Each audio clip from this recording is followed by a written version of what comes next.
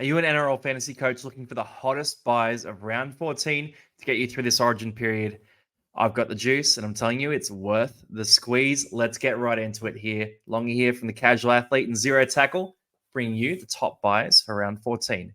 Dave Fafita is the first one here. We've got him at 919K. So for Fafita, it is a premium buy, but I'm telling you, he's worth the money, right? This guy's averaging 64.7 points a game. You can play him at the edge spot. He is an A-plus option. Now, for Dave Fafita, if you want to captain him this week as well, go ahead and do it. The Titans play early in the round. They're playing a very vulnerable South Sydney side too. I would expect that Dave Fafita comes out and puts on an absolute performance in this game. When we're looking at him in terms of risk, there is a little bit of risk that Dave Fafita plays so well for your fantasy side that he gets picked for the Queensland team again. Now, for this particular risk, I would say have a look at the Origin game. If Queensland win this game, Fafita probably doesn't make the side. If Queensland lose their Origin game, then Fafita could be at risk of getting added to the bench for that Game 2 matchup. Next up, Latrell Mitchell. And very similar to Fafita, he could potentially be in the Origin side for Game 2. But for Latrell, much cheaper price, 719K, so 200K cheaper. You got the 53.6 average, only available at wing fullback. These two are versing each other this week. So when I look at them, I think, all right, cool. You can captain either of these guys because Latrell's up against the Titans. The Titans have leaked quite a few points to fullbacks in recent weeks. Latrell could easily dominate this game. Look, at that price, I think he's worth the risk. The upside is massive for Latrell Mitchell, and he probably won't make that Blues side for Game 2. That's my pick there. He's an A- option compared to Fafita, who is that bona fide A+ buy option for this week. Third one here, Jerome Hughes, and this is a bit less heralded, a bit less talked about. But Jerome Hughes at 746K, he's a 55 average so far this year. When Munster is out, he averages 61 points. So when I'm looking at Jerome Hughes, I'm not seeing 50 or 55. I'm seeing a 60-point guy who's going to be great coverage for the Origin period because he won't play Origin. He's a Kiwi. So if you get Jerome Hughes, if you need that half option, he is a slam dunk option. Probably not a captain that you can count on consistently, but Jerome Hughes next to Eli Katoa, it's a combo that I'm willing to back this year.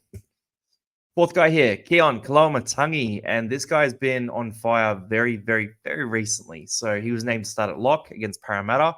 He scored 104 fantasy points. That dragged his average up to about 50.1. Look, it hasn't been smooth sailing for him so far this year, though. So for Kaloamatangi, he's been scoring more in that sort of 40 to 45 range most of this year. But that big score at lock makes me think maybe he can keep that going, right? But then the question is, does Cam Murray come back and steal the thunder? Potentially. Cam Murray could also make Origin, though. So Kaloamatangi might have more time at lock than we think. And even if he does move to the edge, if South Sydney can improve, if Jack Whiten can feed him some better ball, Cody Walker can float across as well, then we might see some of those attacking stats coming out to play again. So that's the big bet I'm willing to make here on Kaloamatangi, that South Sydney do improve, that they feed him some better ball. At lock, he's a weapon. At the edge, we'll see some more attacking stats, hopefully, through the rest of the year. And finally, Adam Fanua-Blake, and this guy's a monster. Look, 797K for a reason. He's averaging 56.6. For Fanua-Blake, the only real downside here is the off-field stuff that we're hearing about. So Fanua-Blake was suspended for one game. The word was something about after the game, not going to the change room, something like that.